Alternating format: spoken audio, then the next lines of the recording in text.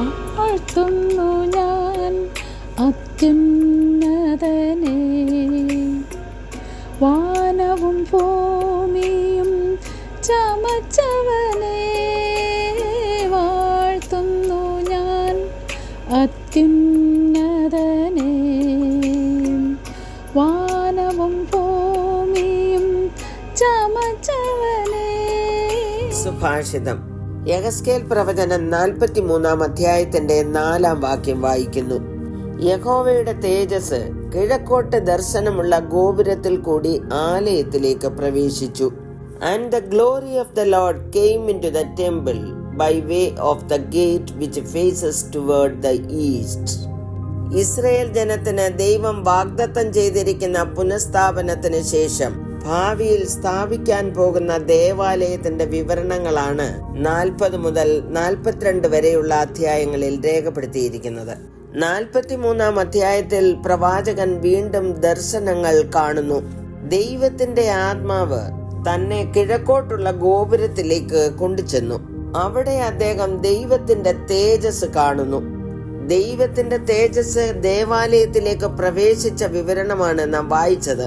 തേജസ് കിഴക്ക് വഴിയായി പ്രവേശിച്ചു എന്ന് എഴുതിയിരിക്കുമ്പോൾ അദ്ദേഹത്തിന് പറയുവാനുള്ളത്, ഒരിക്കൽ ഈ തേജസ് കിഴക്ക് വഴിയായി വിട്ടുപോകുന്നതും അദ്ദേഹം കണ്ടിട്ടുണ്ട്. യഹസ്കേൽ പ്രവചനം 11:23 അത് എഴുതിയിരിക്കുന്നു. അതേ ദിശയിൽ കൂടി ദൈവത്തിന്റെ മഹത്വം പുതിയ ആലയത്തിലേക്ക് പ്രവേശിക്കുന്നതായി പ്രവാചകൻ ദർശിക്കുന്നു. ദൈവത്തിന്റെ തേജസ് അഥവാ മഹത്വം എന്നൊക്കെ പറയുമ്പോൾ അത് നിർവചിക്കുക വളരെ പ്രയാസമുള്ള കാര്യമാകുന്നു. അവിടുത്തെ സ്വഭാവത്തിന്റെയും സാന്നിധ്യത്തിന്റെയും ഉജ്ജ്വലമായ പ്രഭ എന്ന് നമുക്കതിനെ വിളിക്കാം. ദൈവത്തിന്റെ മഹത്വം അവിടുത്തെ സൃഷ്ടികളിൽ ഉടനീളം പ്രസരിക്കുന്നതായി ബൈബിൾ പറയുന്നു. 19 സങ്കീർത്തനം 1 വാക്യത്തിൽ പറയുന്നത്, ആകാശം ദൈവത്തിന്റെ മഹത്വത്തെ വർണ്ണിക്കുന്നു. ആകാശവിധാനം അവന്റെ കൈവേലയെ പ്രസിദ്ധമാക്കുന്നു. ദൈവത്തിന്റെ മഹത്വവും അവിടുത്തെ തേജസ്സും തന്റെ മക്കളോട് എപ്പോഴും ചേർന്ന് നിൽക്കുന്നു. 8 സങ്കീർത്തനം 5 വാക്യം വായിക്കുന്നത്, നീ അവനെ ദൈവത്തെക്കാൾ അല്പം മാത്രം താഴ്ത്തി, തേജസ്സും ബഹുമാനവും അവനെ അണിയിച്ചിരിക്കുന്നു. തേജസ്സോടും ബഹുമാനത്തോടും കൂടിയാണ് മനുഷ്യനെ സൃഷ്ടിച്ചിരിക്കുന്നത്. എന്നാൽ എല്ലാവരും പാപം ചെയ്ത് ദൈവ തേജസ് ഇല്ലാത്തവരായി തീർന്നു. മനുഷ്യർ നഷ്ടമാക്കിയ തേജസ് അവന് മടക്കി കൊടുക്കുവാനാണ് തേജസ്സിന്റെ പ്രഭയും തത്വത്തിന്റെ മുദ്രയും സകലത്തെയും തന്റെ ശക്തിയുള്ള വചനത്താൽ വഹിക്കുന്നവനുമാകൊണ്ട് പാപങ്ങൾക്ക് പരിഹാരം ഉണ്ടാക്കിയ ശേഷം ഉയരത്തിൽ മഹിമയുടെ വലത്തുഭാഗത്ത് ഇരിക്കുന്നവനുമായ യേശു ക്രിസ്തു. ദൈവപ്രതിമയായ ക്രിസ്തുവിന്റെ തേജസ്സുള്ള സുവിശേഷം നമ്മുടെ ഉള്ളിൽ പ്രകാശനം ലഭിക്കുമ്പോൾ ദൈവ തേജസ് മനുഷ്യരിലേക്ക് ഇറങ്ങി വരുന്നു. 2 കൊരിന്ത്യർ 4:6 പറഞ്ഞിരിക്കുന്നത്, ഇരുട്ടിൽ നിന്ന് വെളിച്ചം പ്രകാശിക്കണമെന്ന് അരുളി ചെയ്ത ദൈവം യേശുക്രിസ്തുവിന്റെ മുഖത്തിലുള്ള ദൈവ തേജസ്സിന്റെ പരിജ്ഞാനം വിളങ്ങിക്കേണ്ടതിന് നിങ്ങളുടെ ഹൃദയങ്ങളിൽ പ്രകാശിച്ചിരിക്കുന്നു. ഈ പ്രകാശനം ലഭിച്ച നാം എല്ലാവരും ആത്മാവാകുന്ന കർത്താവിന്റെ ദാനമായി തേജസ്സിന്മേൽ തേജസ് പ്രാപിച്ച് അതേ പ്രതിമയായി രൂപാന്തരപ്പെടുന്നു.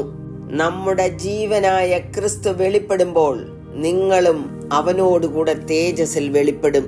പ്രിയമുള്ളവരെ, ഈ തേജസ്സിനെ പ്രാപിക്കുവാനാണ് നാം ഒരുങ്ങേണ്ടത്. യേശു ക്രിസ്തുവിൽ വിശ്വസിക്കുന്നവർക്ക് ഈ കൃപ ദാനമായി ദൈവം തന്നിരിക്കുന്നു. സകല മനുഷ്യർക്കും രക്ഷാകരമായ ദൈവകൃപ ഉദിച്ചുവല്ലോ. നാം ഭാഗ്യകരമായ പ്രത്യാശയ്ക്കായിട്ടും മഹാദൈവവും നമ്മുടെ രക്ഷിതാവുമായ യേശുക്രിസ്തുവിന്റെ തേജസ്സിന്റെ പ്രത്യക്ഷതയ്ക്കായിട്ടും കാത്തുകൊണ്ട് ഭക്തികേടും പ്രപഞ്ചമോഹങ്ങളും വർജിച്ചിട്ട് ഈ ലോകത്തിൽ സുബോധത്തോടും നീതിയോടും ദൈവഭക്തിയോടും കൂടെ ജീവിച്ചു പോരേണ്ടതിന് അത് നമ്മെ ശിക്ഷിച്ചു വളർത്തുന്നു. ആകയാൽ ഈ ദൈവകൃപയിൽ ആശ്രയിച്ച് തേജസ് പ്രാപിപ്പാൻ നമ്മെ തന്നെ സമർപ്പിക്കാം, പ്രാർത്ഥിക്കാം. കരുണയുള്ള പിതാവേ, അവിടുത്തെ തേജസ്സിന്റെ പ്രത്യക്ഷതയിൽ ഉല്ലസിച്ചാനന്ദിപ്പാൻ അടിയങ്ങൾക്കും കൃപ ചെയ്യണമേ എന്ന് യേശു ക്രിസ്തുവിന്റെ നാമത്തിൽ അപേക്ഷിക്കുന്നു. കേൾക്കണമേ. ആമേൻ. മഹിമയിൻ പ്രഭുതാൻ മഹത്വത്തിൻ യോഗ്യൻ, മാനവും പുകഴ്ചയും യേശുവിന്